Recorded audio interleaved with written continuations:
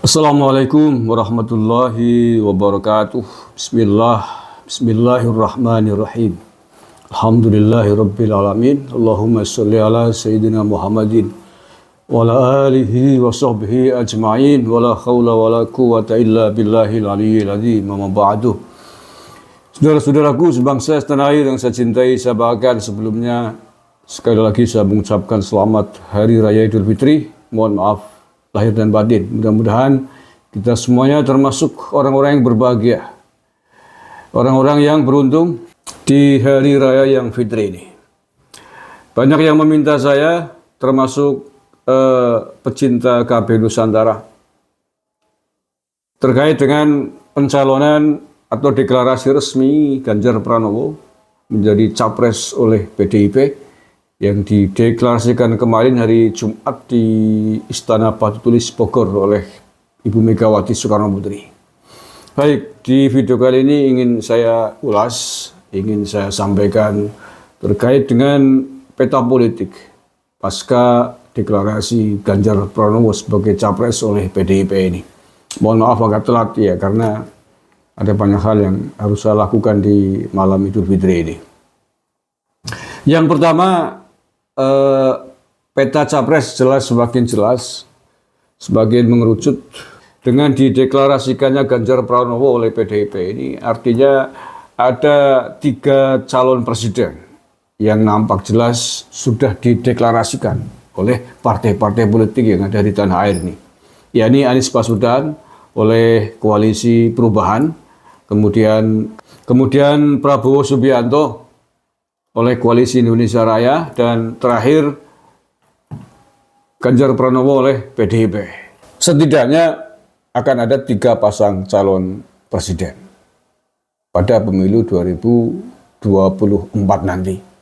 Anies Baswedan, Prabowo Subianto, dan Ganjar Pranowo. Nah, menurut saya ini ramai. Tentu saja yang akan kita perhitungkan adalah Prabowo Subianto dengan koalisinya dan Ganjar Pranowo. Menurut saya dua-duanya memiliki kan yang sama kuat dengan plus minus masing-masing. Masing-masing punya plus dan minusnya. Yang sangat menentukan menurut saya adalah nantinya adalah siapa calon wakil presidennya. Menurut saya ini yang akan menjadi faktor penentu penting antara Pak Prabowo dan Pak Ganjar Pranowo, siapa yang lebih kuat, siapa yang akan memenangkan percaturan. Kalau Anies Baswedan tidak kita bahas lah ya, karena sudah sering kali kita bahas bersama Anies Baswedan di belakangnya siapa, sehingga menurut saya tidak masuk pada radar calon presiden yang cocok untuk tanah air ini. Tetapi bahwa dinamika politik yang berkembang antara Pak Prabowo dan Pak Ganjar Pranowo, saya kira sama-sama kuatnya hari ini. Kannya sama-sama besar dengan segala plus minusnya. Nah, sebelum saya membahas tentang plus minus antara Ganjar Pranowo dan Pak Prabowo, saya bahas dulu terkait dengan perubahan peta politik yang mungkin terjadi. Peta politik partai ya, yang mungkin terjadi pasca deklarasi resmi Ganjar Pranowo ini. Yakni terkait dengan Koalisi Indonesia Bersatu yang anggotanya adalah Golkar, PAN, dan P3. Ini saya kira memang akan mengalami dinamika yang tidak menentu. Saya kira hari ini antara Golkar, PAN, P3 dalam posisi yang dilematis terkait pencalonan Ganjar Pranowo secara resmi oleh PDIP. Mengapa saya katakan dilematis? Satu sisi, beberapa elit politik di 3 partai ini, KIB ini, pernah mengungkapkan dukungannya kepada Ganjar Pranowo jauh hari. Nah, sementara itu pasca gagalnya Piala Dunia di Indonesia, KIB merapat kepada Koalisi Indonesia Raya. Bahkan para elit politik, para petinggi parpol baik KIB maupun Koalisi Indonesia Raya mengadakan pertemuan dengan Pak Jokowi langsung. Mereka mengatakan menggagas koalisi besar dan masing-masing mengatakan akan bergantung satu komando di bawah komandonya Pak Jokowi. Nah, setelah Pak Ganjar dideklarasikan oleh PDIP Saya kira koalisi Indonesia Bersatu ini akan mengalami kebimbangan dilematis. Akan tetap mendukung Ganjar Pranowo ataukah akan tetap bersama dengan koalisinya Pak Prabowo. Belum lagi tentang statement mereka, baik Pak Prabowo, Pak Zulhas, yang pernah mengatakan akan berada satu komando sebagaimana komandonya Pak Jokowi, akan ikut apa yang menjadi komandonya Pak Jokowi. Ini juga menjadi pertanyaan besar. Nah, kita tidak tahu Pak Jokowi ini nanti kira-kira akan komandonya akan kemana. Kita belum tahu. Secara verbal belum ada statement resmi dari Pak Jokowi bahwa Pak Jokowi akan mendukung A, B, C, D. Nggak ada, belum ada. Termasuk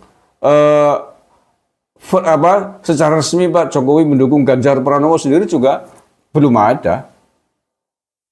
Walaupun Pak Jokowi ikut hadir dalam deklarasi Ganjar Pranowo sebagai capres di Batu Tulis Bogor kemarin. Apa yang disampaikan Pak Jokowi pasca deklarasi itu dalam pidato singkatnya menurut saya masih sangat normatif.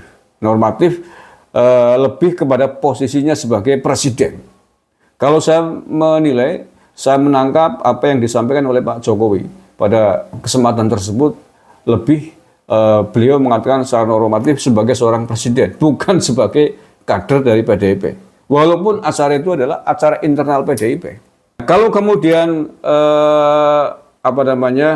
Pak Jokowi mengatakan bahwa Pak Ganjar Pranowo adalah politikus yang ulet, yang dekat dengan rakyat, yang sering turun ke bawah, itu kan normatif.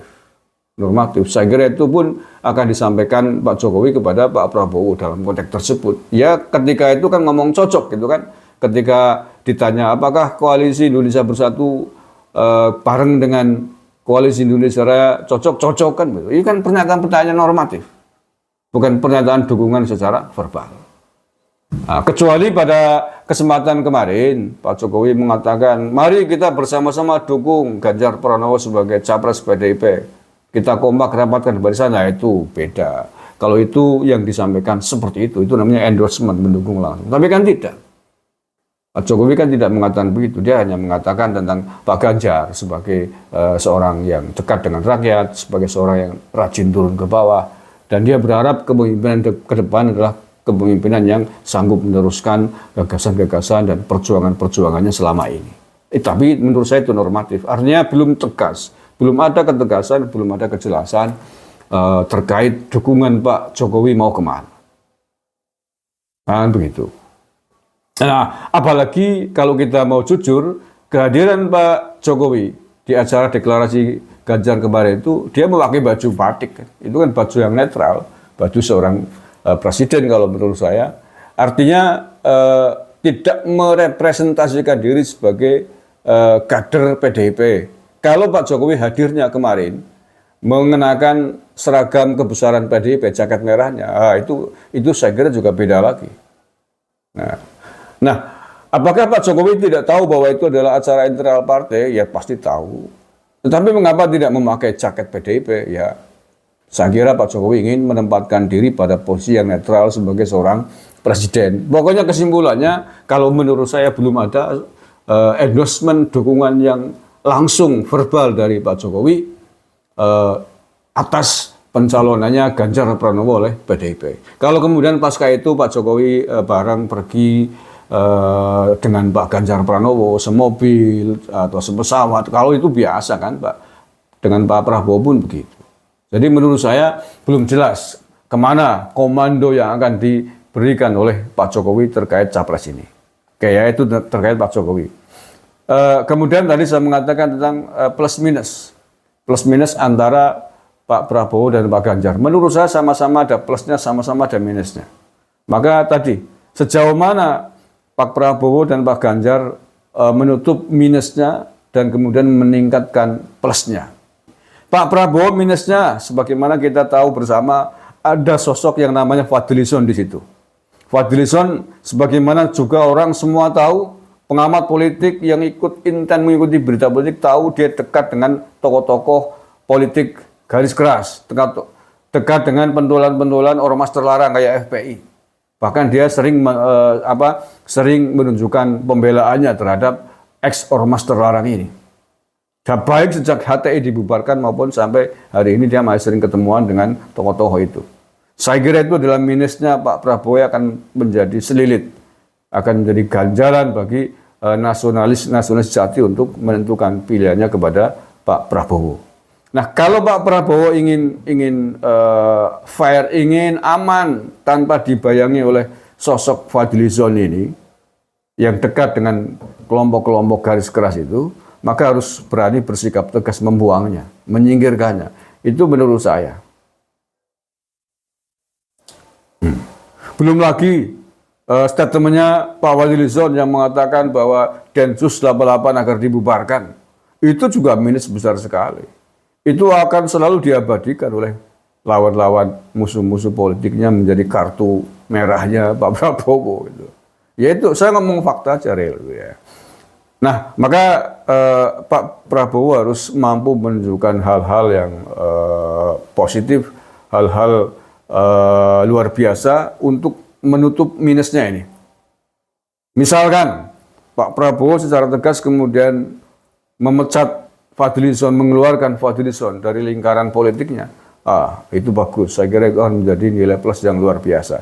Plusnya Pak Prabowo yang sudah ada, beliau legowo. Beliau negarawan sejati. Walaupun dulu keras sekali berhadapan dengan Pak Jokowi di Pilpres 2 kali, tetapi pasca kalah dia rela, legowo, tidak balas dendam, bahkan mau menjadi anggota kabinetnya Pak Jokowi. Ini luar biasa, tidak ada di negara lain.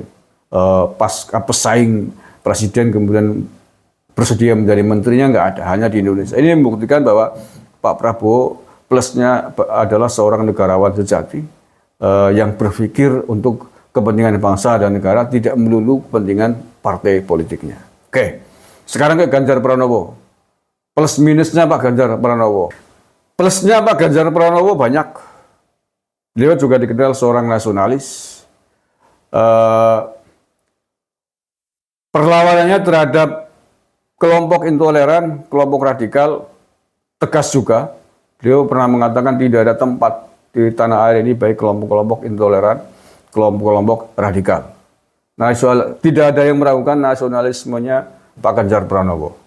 Minusnya Pak Ganjar Pranowo 2 menurut saya.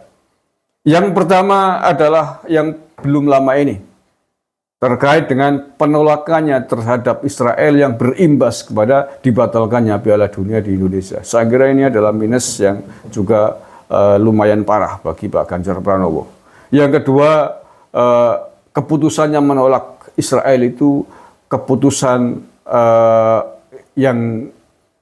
keputusan bersama para elit PDIP yang dibuat oleh Pak Ganjar Pranowo tanpa konsultasi, tanpa koordinasi, tanpa persetujuan dari Pak Presiden Jokowi. Padahal ini perhelatan besar, perhelatan internasional. Yang kemudian bisa dikatakan bahwa Pak Ganjar Pranowo telah membuktikan diri sebagai petugas partai murni, yang dengannya kemudian bisa mengalahkan job deskripsinya, mengalahkan tugasnya sebagai seorang gubernur yang harusnya meminta konsultasi dan persetujuan dengan presiden. Apalagi pada peristiwa perhelatan yang super besar, perhelatan Piala Dunia yang melibatkan banyak negara dan banyak stakeholder lain di Indonesia. Itu menurut saya minus yang cukup parah bagi Pak Ganjar Pranowo. Yang terakhir minusnya Pak Ganjar adalah ya tadi, bayang-bayangannya sebagai petugas partai, apalagi ini ditekankan lagi kan oleh Bu Megawati kemarin ketika mendeklarasikan Ganjar itu masih menyebut petugas partai. Ini menurut saya juga minus. Kalau cadel sih kalau itu tidak diucapkan lagi itu akan lebih baik. Tapi sudah menjadi bubur, sudah keluar dari statement lisan Ibu Megawati ketika mendeklarasikan. Ini menurut saya juga minus. Ini akan semakin mengokohkan bahwa Pak Ganjar memang tidak bisa lepas dari bayang-bayang kepentingan lokal, kepentingan kelompok PDIP. Yang dikhawatirkan ketika menjadi presiden nanti akan lebih mengedepankan kepentingan partai politik daripada kepentingan bangsa dan negara.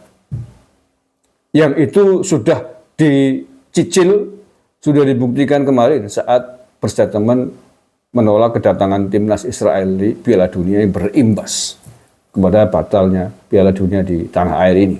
Dan itu adalah suara petugas partai murni, tanpa harus berkonsultasi dan minta persetujuan dengan presiden. Itu minusnya Pak Ganjar Pranowo.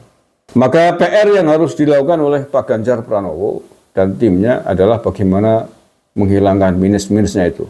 Bagaimana secara verbal harus dibangun narasi-narasi. Sebagai seorang tokoh, seorang politikus, sebagai pemimpin negara yang tidak atau bukan menjadi bayang-bayang kepentingan partai ansih nanti ketika terpilih menjadi presiden. Yang terakhir, kalau Pak Ganjar bersedia meminta maaf atas batalnya Piala Dunia kemarin, ini saya kira juga akan menjadi nilai positif untuk menghapus luka, untuk menghapus air mata kesedihan, kekecewaan. Khususnya para pecinta bola dan stakeholder yang terlibat dalam penyelenggaraan Piala Dunia yang batal itu. Karena sampai hari ini dia mengatakan tidak akan meminta maaf. Karena diyakini sebagai sebuah statement kepentingan ideologis dan komitmen partainya. Nah, oke. Itu menurut saya. Terakhir lagi. Akan menjadi nilai plus juga bagi masing-masing, baik Pak Prabowo dan Pak Ganjar, adalah siapa sosok calon wakil presidennya. Ini menurut saya juga sangat-sangat vital. Salah memilih wakil presiden akan fatal. Karena menurut saya kekuatan dua capres ini sama. Menurut saya berimbang hari ini. Baik Pak Prabowo maupun Pak Ganjar sama. Maka kekuatan calon wakil presidennya ini akan sangat menentukan siapa yang akan lebih dipilih. Nah, kita tidak tahu siapakah yang akan menjadi calon wakil presiden, baik Pak Prabowo maupun Pak Ganjar Pranowo.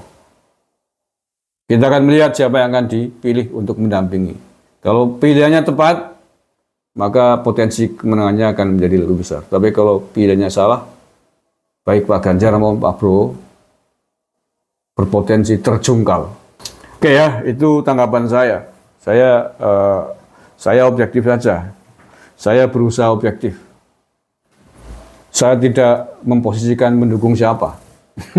Karena saya bukan tim suksesnya siapa-siapa. Saya bukan tim suksesnya Pak Ganjar. Saya juga bukan tim suksesnya Pak Prabowo. Setidaknya sampai hari ini saya ingin masih bisa bertahan untuk menjadi komentator yang objektif. Tetapi kalau terkait dengan Anies Baswedan saya nggak bisa objektif. Karena misi KBRI Nusantara adalah bagaimana mengawal NKRI. Siapapun yang berpotensi merusak NKRI, itu baru saya tidak objektif. Itu pasti saya lawan. Kan begitu ya. Jadi yang meminta saya untuk nanggapin pencapresan Ganjar ya sudah saya sampaikan ya. Oke, kita akan melihat dinamika politik ke depan seperti apa manuver-manuver yang akan dilakukan oleh Pak Prabowo dan Pak Ganjar Pranowo untuk mendongkrak elektabilitasnya.